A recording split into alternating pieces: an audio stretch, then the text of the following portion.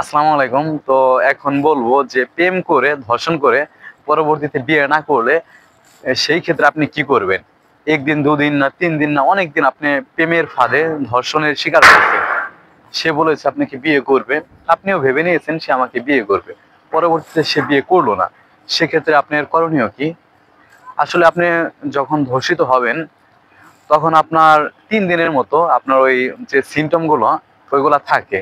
আপনি গোসল করার আগে সেই পরীক্ষাগুলো করলে আপনি সাধারণত সেই বিষয়গুলো ধরতে পারবেন। যেমন আপনি যদি ডিএনএ টেস্ট করেন তাহলে 3 থেকে 7 দিন এর বাইরে গেলে ডিএনএটা পরীক্ষা করা আসলে সম্ভব হয় না।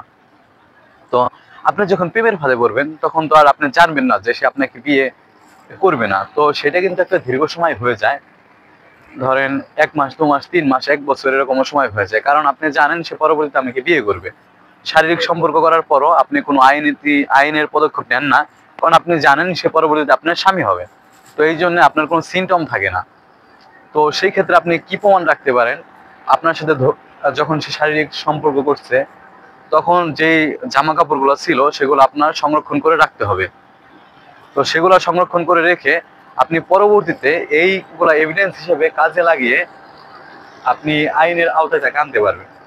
তবে যদি আপনার কাছে কোনো প্রমাণ না থাকে সেক্ষেত্রে কিন্তু আপনার ধর্ষণের যে সে ধর্ষণ করেছে এই বিষয়টা কিন্তু প্রমাণ করতে এবং কি তাকে আদালতে শাস্তি দিতে আপনার বেশ কঠিন হয়ে যাবে। তো আশা করি আপনারা বিষয়টা বুঝতে পারছেন, আর সকলে প্রেমের ফাঁদে পড়বেন না।